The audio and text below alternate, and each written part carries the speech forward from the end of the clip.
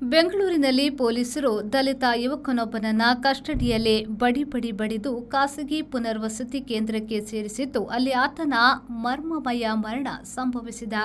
ಬೆಂಗಳೂರು ವಿವೇಕನಗರ ಪೊಲೀಸರು ದರ್ಶನ್ ಎಂಬ ಯುವಕನನ್ನ ಬಂಧಿಸಿ ಅಮಾನವೀಯ ಹಲ್ಲೆ ನಡೆಸಿದ್ದಾರೆ.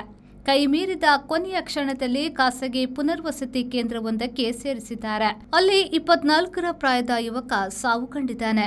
ದರ್ಶನ್ ತಾಯಿ ಆದಿಲಕ್ಷ್ಮಿ ವಿವೇಕನಗರ ಪೊಲೀಸರ ಮೇಲೆ ಆರೋಪವನ್ನ ಹೊರಿಸಿ ವಿವರವಾದ ದೂರನ್ನ ನೀಡಿದ್ದಾರೆ. ಕಾನೂನುಬಾಹಿರ ಬಂಧನ, ಕಸ್ಟಡಿಯಲ್ಲಿ ಹಿಂಸೆ, ಜವಾಬ್ದಾರಿಯಲ್ಲದೆ ನಡೆಯಿಂದ ನಡೆದ ದುರಂತ ಎನ್ನುವುದು ತಾಯಿಯ ದೂರು. ಕೊಂದಿದ್ದಾರೆ ಎಂಬ ಆರೋಪ. ಕುಡಿತದ ಚಟವಿದ್ದ ಯುವಕನನ್ನ ಪೊಲೀಸರು ಕುಡಿದು ಕೂಗಾಡಿದ ಎಂದು ಕಳೆದ ವಾರ ಬಂಧಿಸಿದ್ದಾರೆ. ತಾಯಿ ಹೋಗಿ 2-3 ಬಾರಿ ಕರೆದರೂ ಬಿಟ್ಟು ಕಳುಹಿಸಿಲ್ಲ.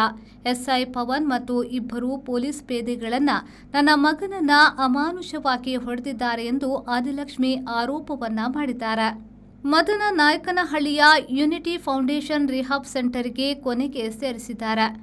ಅಲ್ಲಿ ಮರುದಿನವೇ ದರ್ಶನ್ ಸಾವಾಗಿದೆ. ಪೊಲೀಸರು ಕಟ್ಟುನಿಟ್ಟು ಮಾಡಿದ್ದಾರೆಂದು ಪುನರ್ವಸತಿ ಕೇಂದ್ರಕ್ಕೆಂದು 2,500 ಕೊಟ್ಟಿದ್ದ ವಿವೇಕನಗರ ಪೊಲೀಸರು ಕಿತಾಪತಿ ಮಾಡಿದ್ದಾರೆ ಎಂದು ದೂರಲಾಗಿದೆ.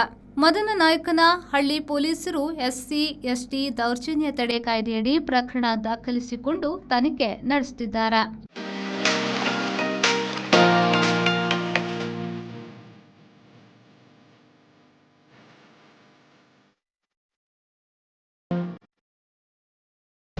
Tandoor Family Restaurant brings you Mangalorean Seafood Thali.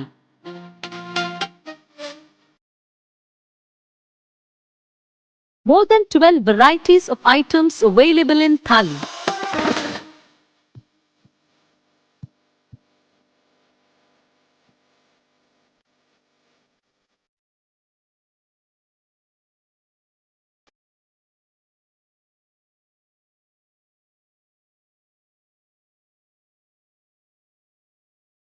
Enjoy varieties of coastal cuisines at Tandoor.